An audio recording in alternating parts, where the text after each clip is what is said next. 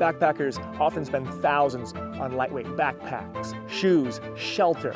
Hunters will spend even more on a rifle, optic, and all the gadgets, but they all often neglect one of the most important and fundamental skills of the outdoors.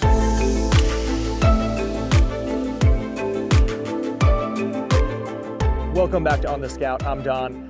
Today we're talking about tarps, tarpcraft, and knotwork. These are fundamental skills that in my career as an outdoor guide, as a mountaineer, as a hunting guide, can turn a terrible rain-soaked weekend into Shangri-La. It can turn a terrible slog of a day hike into a picnic. Let's go into the tarps I choose, the knots I use to set them up, and how this lightweight, inexpensive piece of kit can change the way you hike and camp. The first step to setting up your tarp is choosing an area with good trees.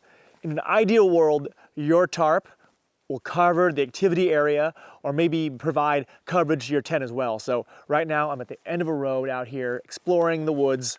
A nice flat spot here. There's a nice huge flat spot to camp out. I like it because it's the end of the road. I'm not gonna get driven by and have trouble in the night. I know people can only approach from one direction. So not quite a stealth camp, but I'm thinking about the whole plan of my little base camp in the woods. There's a big tree that's alive over here. That's gonna be one part of the foundation of my kind of activities base camp tarp. That tree over there is gonna be the other pillar. So I'm gonna have the camp in this vicinity. The tent is gonna be a little bit set back. I'm gonna set the tarp up high so I can actually walk in and out of it without ducking. So let's get to setting it up base camp.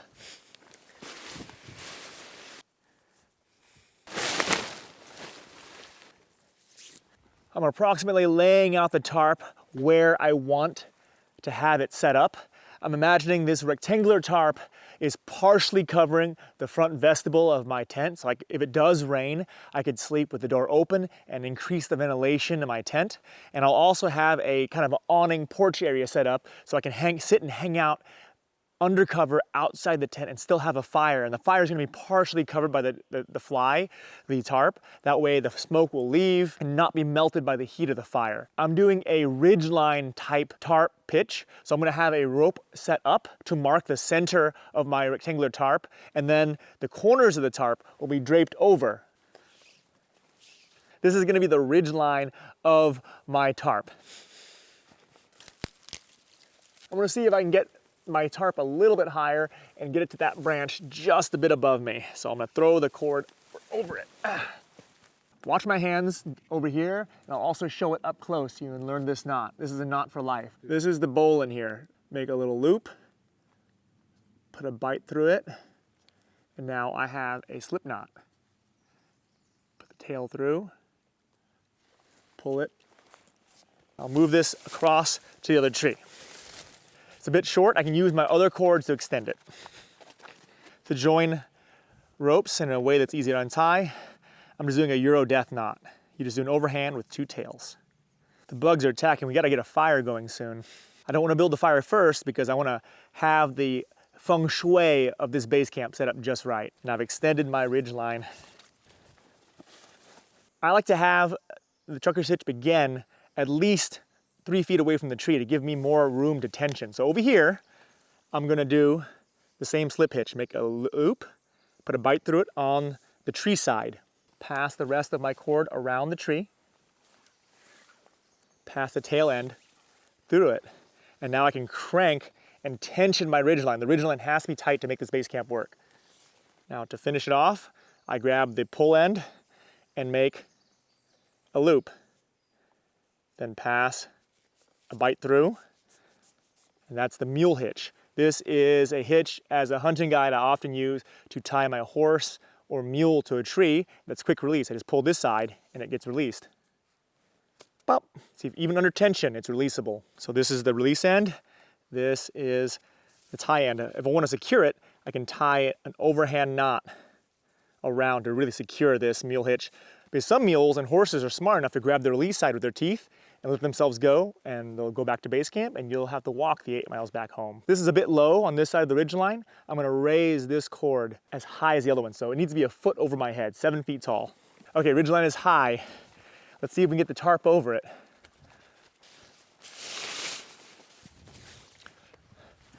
Might bias it towards the back. Make the awning a little bit smaller and make the backside a little bit longer. That way my tent underneath this base camp tarp has a little bit more coverage. So I'm gonna kind of pre-measure how much tarp I want in the back and how much I want in the front. Make sure it's even. With some tent stakes, I'm going to drive in the initial backside of the fly. If you have a hatchet, you can tap it in with that or a rock or something else. And I'm gonna do another mule hitch because there's gonna be some adjustment to get this tarp perfectly set. Try to get the angles right. Around the stake, make a twist underneath and over the top, put a bite, a bunny ear in, and then you can tighten it. If there's a lot of deadfall and stuff in the way, don't be afraid to use terrain already there. I don't need to put a stake in because I can just tie to this dead tree. It's gonna be part of the anchor system. And I'll do a mule hitch around a branch here so it doesn't slip and fall. Okay, starting to shape up. Okay, now it's starting to look like home. Again, a mule hitch, twist underneath, a little bunny ear, a bite over the top, and now I'm gonna make final adjustments to this tarp, okay? Maybe I need more tension on that back right corner, so I'm gonna tighten that up. It's not mule hitch from before, just boop, now it's loose. I'm gonna relocate this tent stake, maybe tighten it up and put it. Can I use this branch? This tree branch might actually help the whole setup. Underneath here, my tent will go towards the back half, and I can sit and enjoy a fire underneath this portion. If I need to even raise the roof even higher, I can actually put maybe a stick or something to raise the awning at the front a little bit higher here. I'm gonna go ahead and start a small fire, just to scare the bugs away, and then finish pitching my camp.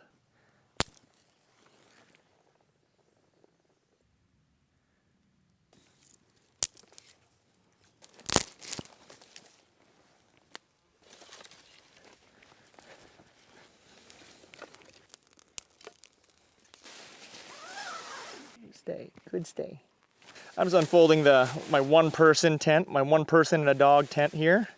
I gotta pick the right spot under this big fly to get some protection for the tent, but some protection to hang out too. Little tail this way.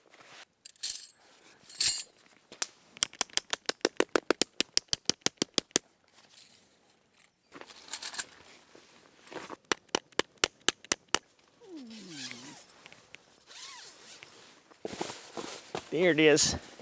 That's your little pad. That's your little pad. This is your little bed too. Good girl. This is our home for the weekend. So this knot is called the Euro death knot, but it can save your life if you do it right. So this knot I mainly use to join two pieces of different material. Let's say I have a bunch of little scrap cords and I want to make a longer one. I use the Euro death knot. So I get two ends, make them the same length, put them alongside each other, and I'll just do an overhand. An overhand is what you first think of when you think about a knot. You just do that simple pretzel shape and you tighten it, and thus you join together two pieces of material, and it's pretty easy to untie them apart even if it's loaded tight. The reason it's called a Euro death knot is because if you try to use this to rappel and you make your tails too short, you could die. But we're using this just to join pieces of paracord for our tarp, so it shouldn't matter how long you make the tail. This knot is a knot for life. You can tie a piece of rope or cord around an object with a bowline, and a bowline is very easy to untie. I will wrap the cord around an object, make a loop, then from away from the tail end, I'll put a bite through, a little bunny ear through. Now I'll pass the tail end through. Now pull the opposite end of the tail and push it. And it jumps into that bowline shape. You see that little lips with the tongue sticking out? That's the bowline shape. And even if it's loaded, you just pop this tongue, this little lip up, and it loosens up, and it's super easy to untie even if it's under load. Let's talk about a knot that we can tension a line with. We need to tension our ridgeline, which is what supports the entire weight of the fly. the tarp, so we need to use a trucker's hitch. Let me show you what that looks like. It's very similar to the bowline. We're gonna make a bite, and the bowline, we took a bite in from the opposite side of the tail end. In this case, we're gonna put a bite in from the same side as the tail end. Then we're gonna pass the tail end through that slip knot, and we're gonna pull and tension. And then we have to finish this off with another knot, the mule hitch. You make a twist underneath, and over the top, you put a bite from the tail end in. The mule hitch is releasable under load. Whoop. Take it apart, and this slip hitch can be quickly removed by pulling on either side. Clean. Excellent. And the mule hitch is a really important part of my guiding as a hunting guide because, as the name implies, you can use this hitch to tie a mule or horse to a tree. As a mountaineer, I use this knot all the time in technical systems because this hitch or knot can be released under load by just simply pulling the release end. Let me show you what this looks like. Make a twist underneath, and over the top, I'll pass a bite from the tail end. The mule can pull, the horse can pull, and it can't come loose. If I want to release it, I pull this tail end, and the whole system is releasable. If you have a highly intelligent mule or a horse that knows how to release itself, you have to back this up. In climbing, when you do a technical releasable system, you always have to back it up because most likely the thing on the other end of the rope is your climbing partner or a person you need to rescue. So here is the mule hitch. The release is on my left hand. If I want to back this up to prevent anything from being let loose, I'll grab the loop of the mule hitch and I will do a simple overhand knot. And now the mule is backed up and it can't release itself. So just FYI, this is a very inexpensive river country products. I think it only cost me $25 on Amazon. It's a 10 by 8 rectangular tarp. I really like it as a group camping tarp. I use it in the woodlands for a lower down base camp, and I also use it up high in the alpine. I mainly drape it over the tent and add an extra rain fly in the case of extremely bad weather. Sometimes you need 2 rain flies. This has been with me all over the country. When I'm out guiding a hunt, or even on a high mountain expedition, I never head out without my rain poncho. This rain poncho is one of the most multi-purpose tarps you could have on you. This is the Honcho poncho. I'm not kidding, it's called the Honcho poncho. It's a rain poncho, a military surplus looking rain poncho plus. It has a little neck zipper to make it more comfortable to wear, and it also has little armholes. So armholes are kind of funny because you kind of reach out like a little worm or a slug or a Jabba the Hutt or something. Let me put it on and show you. This thing is hilarious. It's awesome.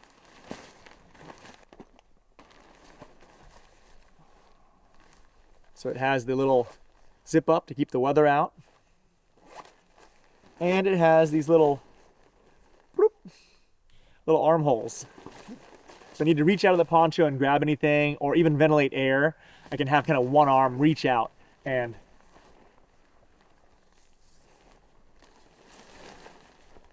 I can zip it back up, close, and still have wind protection, but I still have that little port access to get into a chest pocket and reach under my poncho from the outside. I don't know, it's maybe a gimmick, but I've always found use for the little slit holes. They're pretty fun. The more important part about this poncho is it has grommets and ways to tie string onto it. I mainly don't use this poncho as rain gear. It could serve as excellent rain gear. It can go over Gore-Tex and make it even more waterproof, but I mainly use it as a shelter right when I stop and sit. So let's say I'm going to a spot to glass. I need a tarp to set up to provide windbreak or weather protection, precip protection for my team. I have this poncho pre-rigged at all 4 corners, ready to go. So we stop, I choose the site, ideally 2 trees or other objects around, position the team there, and set the tarp up over them to provide overhead or at least wind protection from one side. When you're dealing with a lot of cord at the end of your tarps, I often like to have a little coil to keep the cords from tangling with one another. If you forget to coil up your cords that are long like this, you're gonna have a huge rat's nest ball of knots that you have to undo every single time. This cord is ready to go. I'm gonna make a very simple pitch. I'm just gonna break a few branches off. I'm gonna do a mule hitch, go to the other side.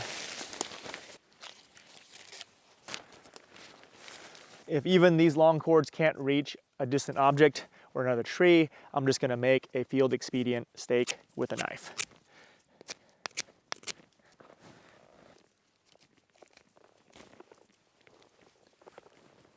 Mule hitch, make another stake.